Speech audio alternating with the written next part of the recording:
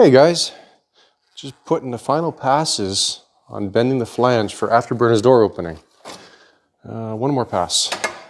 Just want to get this to be 90 degrees.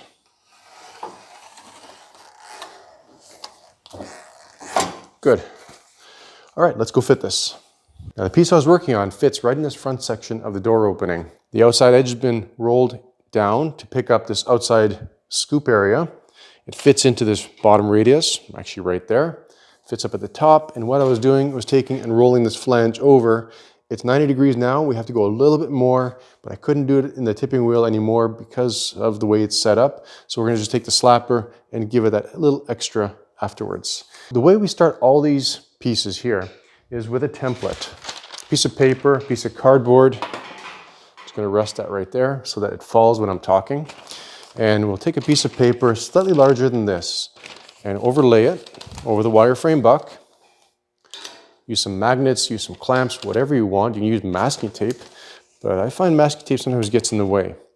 And basically using a dirty finger method, you can rub your glove or your finger over top of that rod there, and that'll give you kind of an outline of where things are. Or you can use a Sharpie, follow along with a Sharpie, use a razor blade, or even your fingernail. This paper is thin enough, it's almost like tissue paper. You can run your fingernail along that edge and it'll basically cut the paper. So we get this template created, overlaid over some sheet metal, mark out the main surface area. I never really add flanges to the templates because they're kind of hard to deal with, especially if you have curvatures. So I usually add that to the sheet metal after the fact. And well, you can see, as compared to the template, that is spot on. Yeah, it's a little bit longer here because I want this to blend in to the back piece. With this sitting here, you can even throw a clamp on there. See what I was talking about? You set things up without clamps and they happen to fall right when you're talking. Take two. So this piece here, I've already fabricated that, and that goes on the back here. And what we need to do now is take this wrinkled up template off, transpose it onto some sheet metal, which I'll basically do off camera because it's pretty straightforward. You lay it over a piece of sheet metal, trace it out, cut out the sheet metal, and I'll bring you guys in when we're actually rolling the flange up for this piece here. Okay, this one's a little bit trickier than the other one because we have two radiuses that we are kind of working with. Now, I've got this up most of the way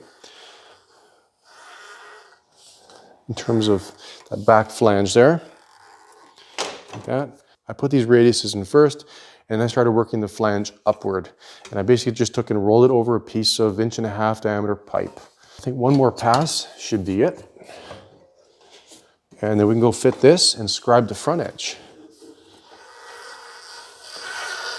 Okay, now I've done the wheel up fairly snug to push this upper wheel down into this skateboard wheel, but it's still not enough tension to bring that around. So again, we'll have to do that by hand, just fine tune it.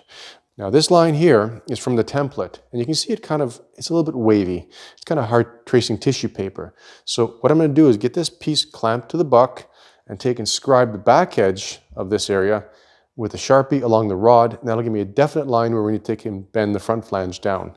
And I think we're gonna take and cut away at least half of this after it's rolled, because once I start rolling this over, I'll take and cut away about half of that excess material off of this, and it'll allow us to roll over a little bit easier, and we don't have to really use the shrinker stretcher to adjust it and have it fall into place. We can just basically push it into place and it'll stretch that amount.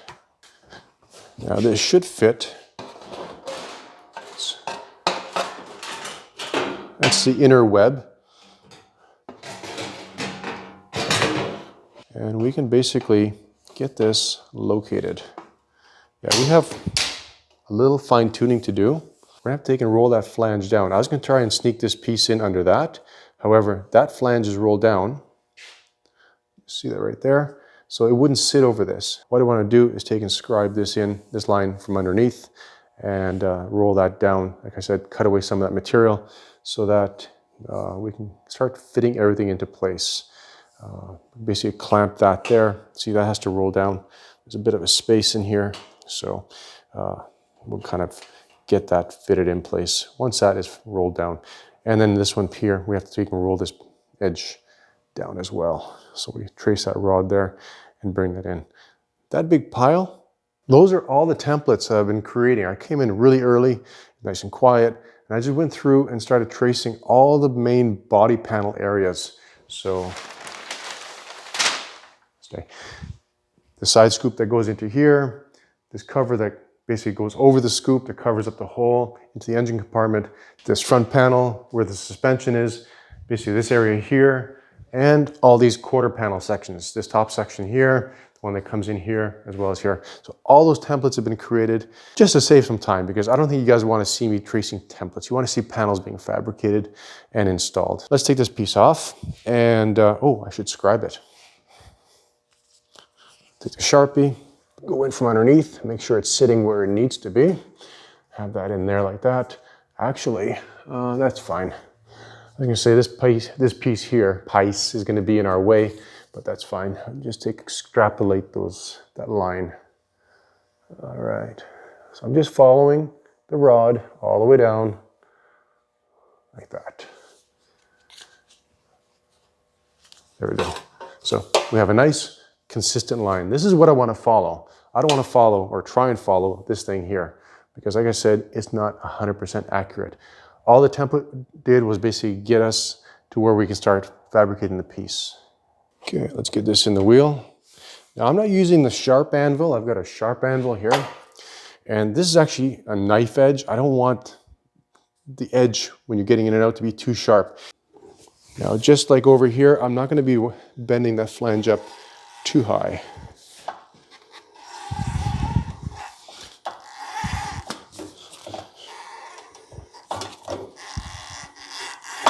In this area. One more pass.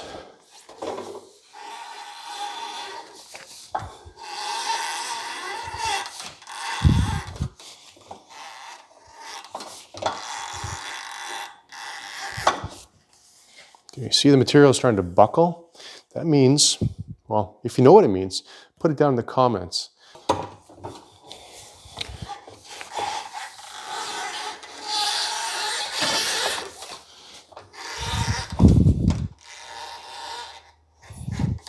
All right, now you can use a shear to do this, or just use the manual method.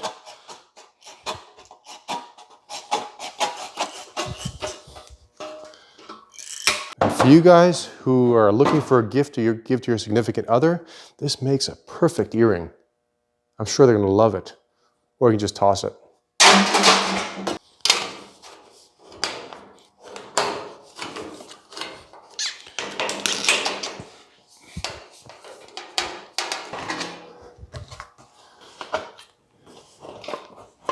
I'm going to use the buck itself. That's the reason I use a steel buck. I'm going to use it as sort of a hammer form to help me roll these pieces over. And the other thing is I'll take a dolly and hold it in from the backside just to prevent it from bouncing so much. We don't want this all falling apart when I start hammering. Let's put some witness lines on here. See if we drift at all. Like that. And I'm going to get a vice grip and clamp it to the rod in these areas. That one should be fine. And then we'll start hammering.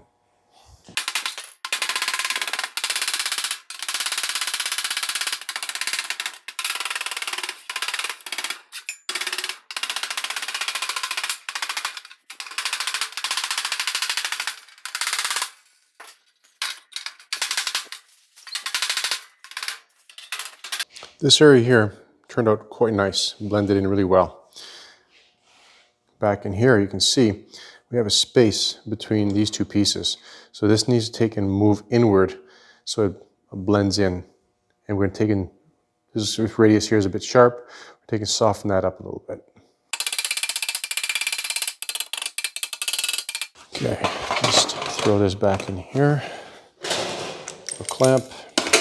I always repeat the same clamping process every time I test fit a panel. I've got all the edges streamlined, blending into each other. And we should be able to take these clamps off, and this should all, without any screws or clamps, stay in place without falling off. It's a cap anyway, so it won't fall off, but what I'm saying is, it should basically stay where it's meant to be if the panel's fitting right.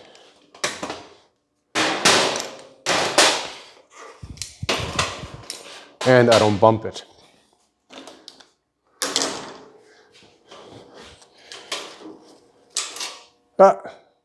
It moved a little bit, so okay, not a problem.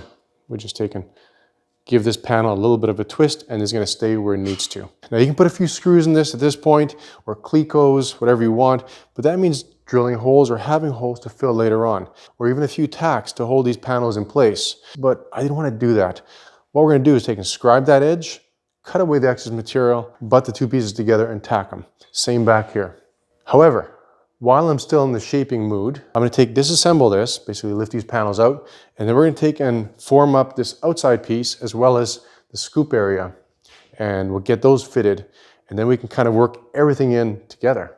So from the template I created earlier, which is this, I went ahead and cut out a piece of sheet metal. I'm going to give this, put this in the wheel, give it a bit of shape, and then we're going to start forming it to fit into that space. There's going to be a separation right in through here for the hood, and that's going to come up as well as this side scoop. That's going to be part of the hood as well. And there's going to be a joint down here. So basically like this, through here, and that hood's going to open up towards the front. Let's get this wheeled up a little bit. I did some wheeling. Let's finish it off and start forming it to fit in there.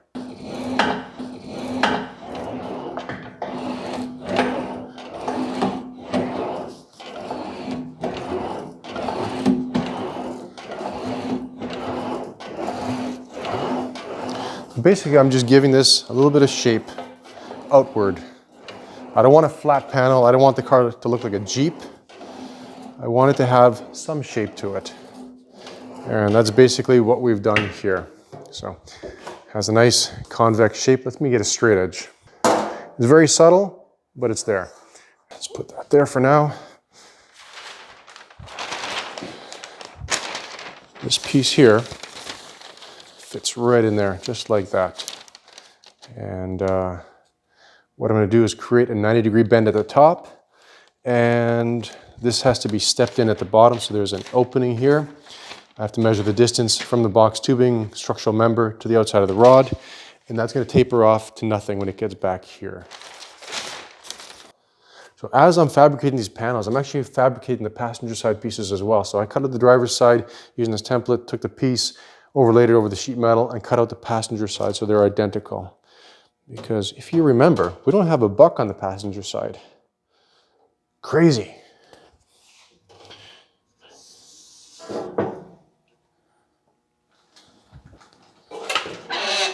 If this tapered off to nothing at the end, I wouldn't be able to pinch that with the brake, and it would just roll out and wouldn't give me a nice edge. So that's why I step back a bit, and once we bend it, I can take and cut away what we don't need.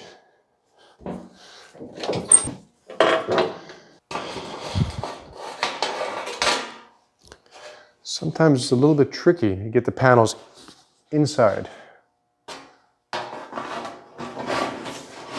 because I haven't cut away the excess material, so it can be a little bit snug.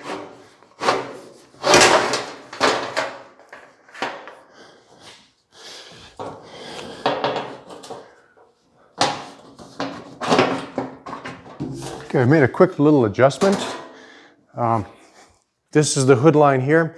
We need a bit of a space between the lower panel and the hood. We don't want metal to metal contact. There'll be a rubber seal in there, so I unbent it, flattened it out, moved the line down, rebent it, and gave it a leg inward to pick up the interior engine panel.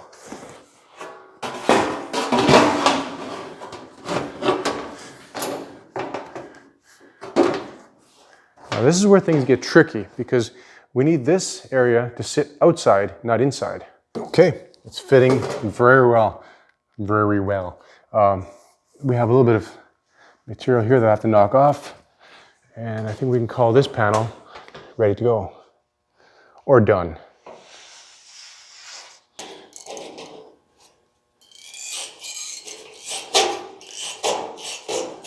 Side scoop, done. I didn't want this to be a huge gaping hole here. Just need a bit of an air relief for an air that comes in from the front to escape out the side. We might do a little grill there, we'll see. All right, so let's get working on this back piece. We can leave that in place because it's a real pain to kind of fish it in and out all the time. Okay, so just like with the front piece, I'm giving this back piece some shape. Because as I mentioned, I don't want this to look like a Jeep with flat panels everywhere. I want it to have some curvature. Now, if you're curious about getting into wheeling, if you're new to our channel and you see me wheeling this out, I've got a video, basically a crash course of how you can start wheeling a motorcycle fender in 15 minutes. Just click that card up there. I can't point because if I let this panel go, I'm going to screw it up. And I show that in the video too, what happens if you create a depression in the panel by letting it go. All right.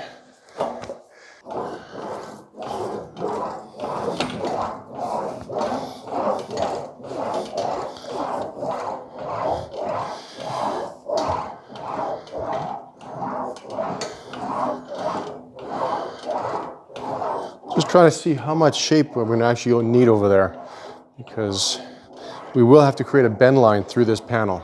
Now, I don't want too much shape because that's going to cause an issue in itself. All right, there we go. Nice and shiny. The higher quality your upper wheel is, the cleaner it is. This is kind of dirty, but the higher the shine on the upper wheel and lower wheel reflects on your panel, literally, because that surface transfers onto your sheet metal panel. Now, let's see if this will go in.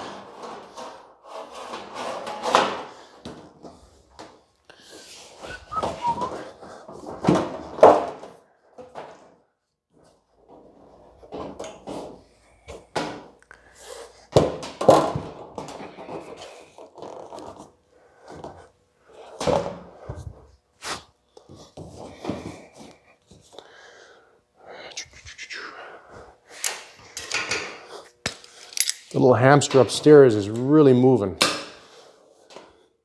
There's a lot of things to consider when fitting a panel like this. Like, it looks easy, I take it in and out, kind of mark here and there, but I need this to align with this upper panel here. I need to create a bend through here to allow this to come out. If you check with the drawing, we'll get it up in the corner there. There's actually a bottom of the scoop.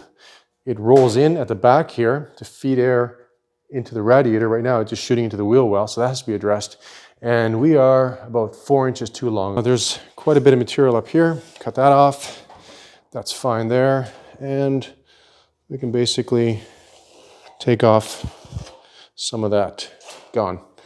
All right, so we're gonna make this a lot smaller in a second. Earlier, we had taken and wheeled this panel up, give it a convex curvature, basically the whole thing. And then by putting it in the brake and bending a straight line, we ended up with a whole bunch of oil canning happening right through here. Reason why that happened, might still see some telltale signs a little bit. I still need to finesse it a little bit. But we basically took that curvature and trapped it. We collapsed it in on itself. I created a tuck, if you will. So what I ended up doing was taking and stretching this area through here. Just taking and wheeled this up, allowing this material that got trapped a chance to escape, just moving it outward. And that minimized 95% of those little bumps. The rest I'm gonna go through with the slapper and just plenish that out just a little bit. We're almost there. I knew that was going to happen, but I also knew how to fix that and how to relieve the stresses that I just created with the brake.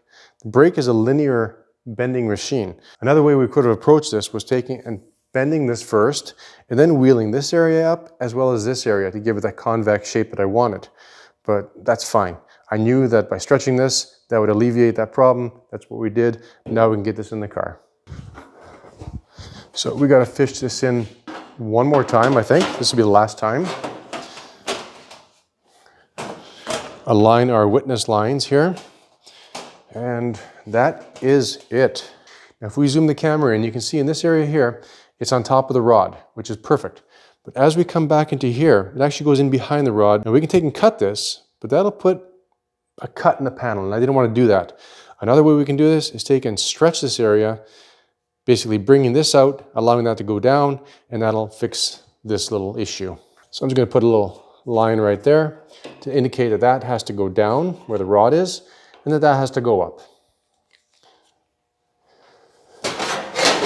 See, last time, right? Not really. I'm going to use this die here to represent the rod, and we need this to go up, so I'm going to drive that down. just ever so slightly. The rest of this might have to go down. I'm not sure. When we get the wheel arch in place, then I'll know what to do with that. Okay, fitting this yet again. Maybe we can get in behind that, just like that. No, I liked it better that way.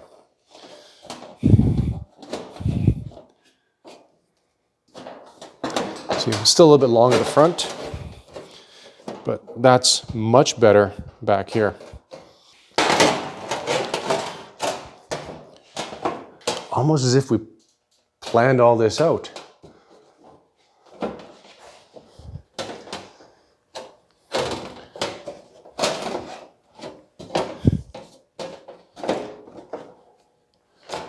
So that's fitting in well there. We're rocking on something.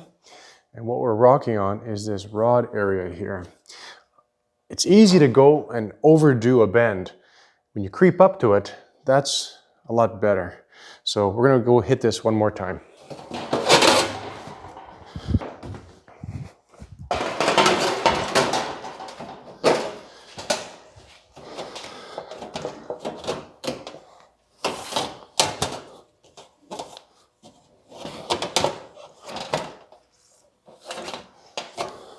That's now sitting on top of the rod. That's where I want it to be.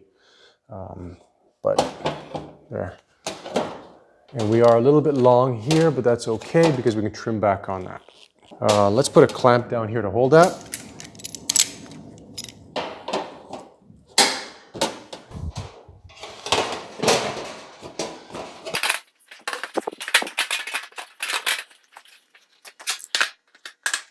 See how that's all coming in? Now that is flared up a little bit. We're gonna have to adjust it, but it's close.